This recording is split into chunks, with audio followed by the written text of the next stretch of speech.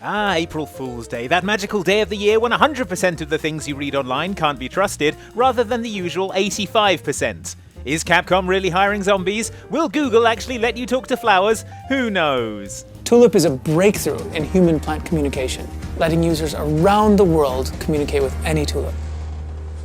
What I do know is that the April Fool's jokes attempted by video game makers this 1st of April might not remain laughably fictitious for long. That's because on more than a few prior occasions, game-related April Fool's gags have proved to be so cool, intriguing, or well-received that they went on to be converted into actual reality. Here are 7 times that very thing happened, and April Fool's jokes came true. Enjoy! Why do we fight? To protect home and family. To preserve balance and bring harmony.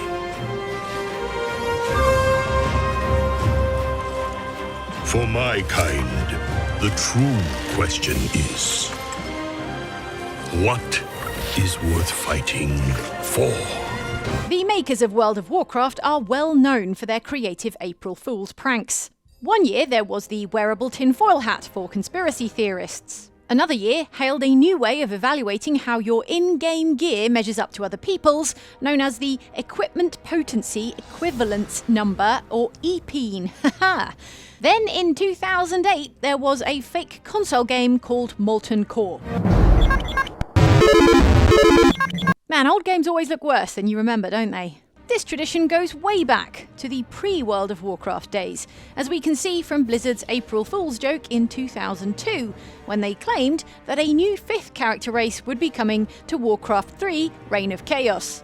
Heroes arise to challenge fate and lead their brethren to battle. This was the mighty Pandaren Empire, who, as you might have guessed from the name, looked like big old pandas. Back in 2002, this was just a joke because, pandas, hilarious. But fans who thought that this was actually a pretty good idea were vindicated when the Pandarans returned in 2012 as part of World of Warcraft's 4th expansion, Mists of Pandaria.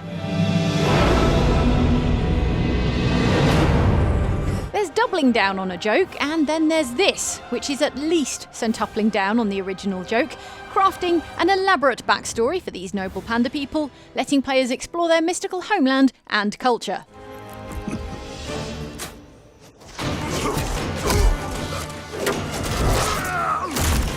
Which is all the proof we need that, given enough time, any Warcraft joke has the potential to become real.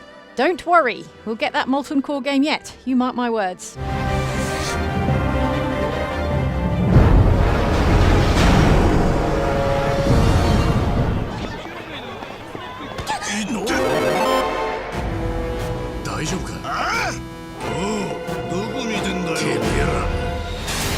Yakuza games are known as open-world crime sims, but what they really are, at their core, are beat-em-ups, since 90% of what you do in those games is beat people up. The other 10% is karaoke. Let's get to the top. Let's get to the top. To facilitate beating people up, Yakuza had solid combat controls embedded in a fighting system that let you switch between different styles, plus use environmental attacks and cinematic finishing moves known as heat actions.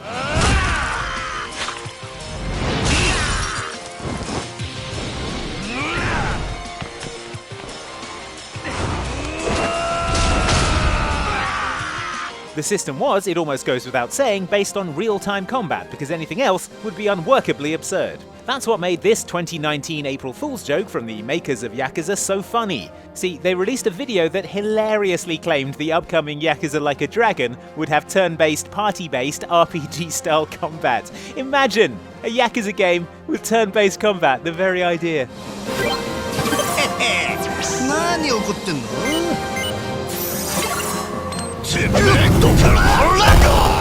The problem was that the trailer made this supposedly ridiculous concept look totally awesome, transforming a late-night aggro street brawl into a spectacular confrontation straight out of an epic RPG with special moves,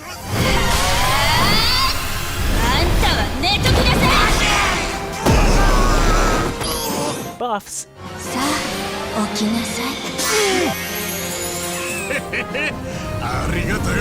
and team-up attacks.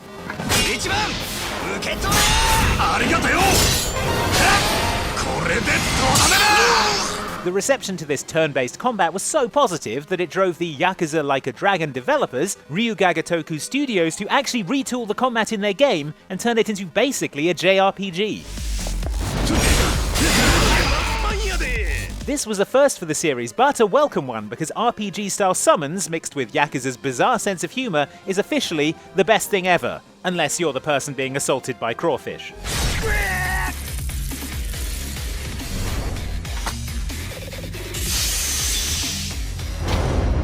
Coming soon. A brand new Conan experience. Conan Chop Chop.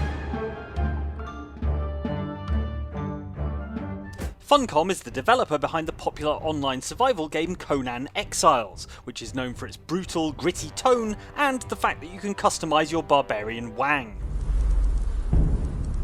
So when the folks at Funcom announced they would be teasing their new Conan game, fans of swords and loincloths were excited for more of the same. Unfortunately for them, the date was April 1st, 2019, and so what they got was a little bit different. Witness the blood-spattering, eye-melting, ultra-violent high-res gore of the world of Conan the Cimmerian Barbarian like you've never seen before. This was Conan Chop Chop, revealed as a cartoony hack-and-slash game packed with ridiculous features, like 2,000 player multiplayer modes, 12K 360-degree virtual reality, and 9 billion randomly generated dungeons.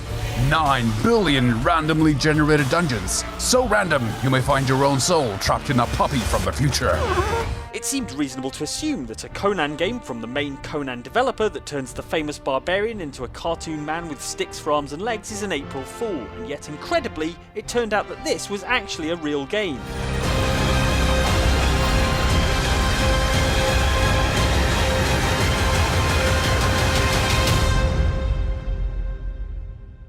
Yes, Conan Chop Chop is an actual game. The reveal on April Fool's Day was a marketing manoeuvre, and although the real game doesn't have 2,000 player multiplayer or offer 12K support, it does offer 4-player co-op, epic boss fights, and tons of loot. Early reaction to Conan Chop Chop has been positive, or at least much more positive than you'd expect from a game that has Comic Sans in its title. I guess we'll find out for ourselves when it comes out, as it still hasn't released yet. It is real though, unless this is the longest running April Fool's joke yet. We can't rule it out. North America, right. Destination confirmed.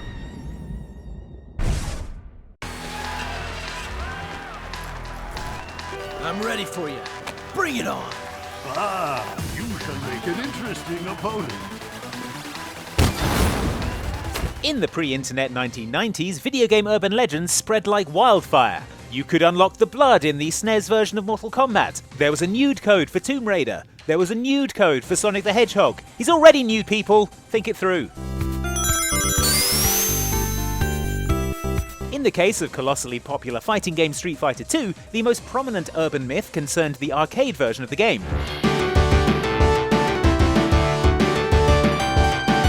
It claimed that you could fight an enigmatic character named Sheng Long, the supposed karate sensei of Street Fighter stars Ryu and Ken. This myth first arose from how Ryu yells at his battered opponents that they must defeat Sheng Long to stand a chance. Everyone believed Ryu here was yelling about a mysterious person by the name of Sheng Long, but he wasn't. In fact, the line about Sheng Long was just a mistranslation of Ryu's original line in Japanese about his Dragon Punch, which made more sense because, to be fair, he is always banging on about that.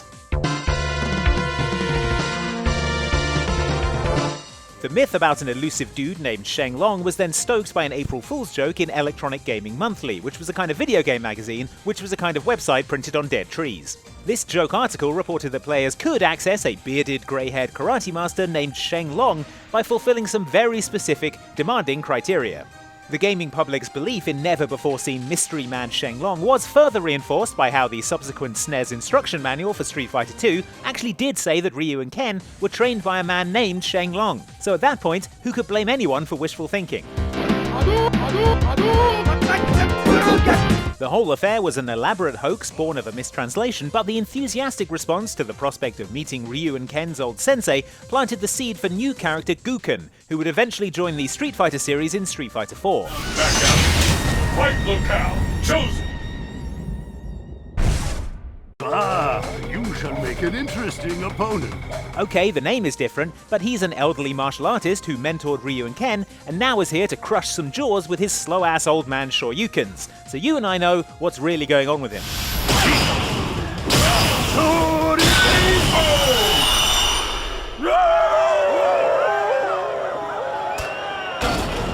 At least now I can defeat Sheng Long and finally stand a chance.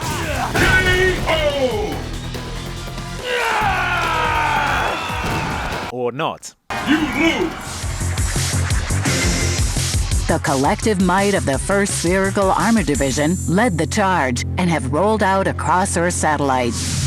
Since the dawn of time, humankind has looked up at the moon hanging there in the sky and wondered, what's it like up there? What secrets does the moon hold? Is there life? And could I drive a tank around blowing stuff up for fun? Okay, maybe not that last one, unless they happen to be part of the dev team for World of Tanks, the enormously popular free-to-play tank combat sim that, in 2013, put out a post on their website announcing that they would be taking their tanks to the moon with a brand new lunar map for players to wreak havoc on. Wargaming conquers the moon. The battle lines have been slipped from the Earth's surface, and now World of Tanks players have become the first space tankers in history. The announcement promised new moon gravity and physics, alien spaceships, and the option of telepathic communication between tank crews, which all starts to sound a bit suspicious, especially when you check the date and realise that this announcement went out on, would you look at that, April the 1st, the world's lyingest holiday. You don't even get the day off. Apparently, though, the World of Tanks developers were really serious about the whole moon thing because 2 years later, they added a new mode to the game named Moon Mayhem, which included the previously promised lunar gravity, as well as a new tank that came equipped with a laser cannon. The unique IS-8 Command a unique spherical tank constructed from top secret blueprints. Confusingly, this was also announced on April the 1st, but actually came out for players on April the 3rd. That said, a day on the moon is about 30 Earth days, so actually that's pretty good going. Now, I stand here before you. What you see is a body 3D modeled to perfection. A pair of legs configured to defy the rules of the engine. Arma 3 is a tactical sandbox shooter that prides itself on its gritty action and photorealistic in-game territory. It tells the story of US Army soldier Ben Kerry and his survival behind enemy lines following a failed NATO operation. Kerry, fire at that soldier! Soldier, 75 meters left. Fire in the hole! In other words, it's not the kind of scenario that typically features go-karts, unless the main villains turn out to be 15-year-olds having a birthday party, which I checked the Arma wiki, and they don't. Therefore, it made for a perfect April Fool's joke in 2014 when the announcement went out that developer Bohemia Interactive would be adding go-kart racing to their super serious military game. April Fool's Day, you've done it again.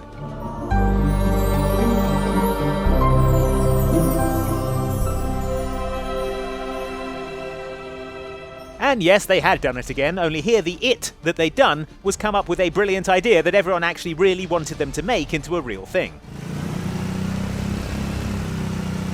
As a result, the very next month, drivable go-karts became Arma 3's first paid DLC, creating a kind of monstrous hybrid of Mario Kart and Call of Duty that I guarantee you only didn't exist already because Activision and Nintendo weren't able to come to an agreement over whether or not it was acceptable for Mario to use an RPG to kill rival racers. I say yes. Welcome to the future. The year is 2007. Nuclear war has nearly destroyed our planet. Now, an evil presence seeks to enslave what's left of humanity. Fans of neon, ninja stars and gravelly voiceovers will surely remember Far Cry Blood Dragon, the retro-themed expansion for Far Cry 3 in which you play as a cyber commando voiced by Michael Biehn. Hey, I got one page, I got 9 on it. It's Sloane's bedtime, and his blanket is 6 feet of my shit.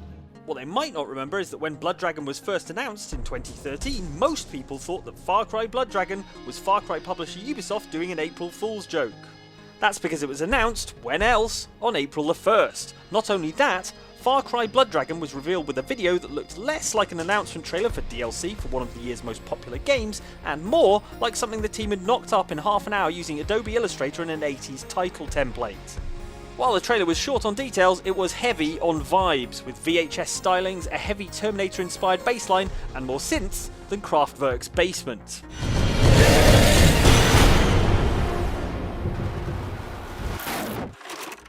But this deliberately jokey trailer released on April Fool's Day turned out to be much more than a simple April Fool's joke about a non-existent game. It must have been pretty gratifying for Ubisoft to witness the huge amount of positive feedback from people who wished the game were real, but presumed it was a joke. Because then Ubisoft got to announce that, surprise, Far Cry Blood Dragon actually was real, in defiance of the teaser landing on April Fool's Day, and it would be available to download in just over 4 weeks' time, on the 30th of April 2013. He's got the science. He's got the firepower. And he's got the robo-balls. That's a Rex code guarantee. Thankfully, Blood Dragon delivered on the promise of that original teaser by being the 80s-ist thing that ever 80s'd. Just come back in one piece. You got a wife and kid waiting for you. Rex, if this don't work, you tell them. You tell them I died for my country. Tell her that yourself. You hear me? And also, having giant neon dragons that shoot lasers out of their eyes.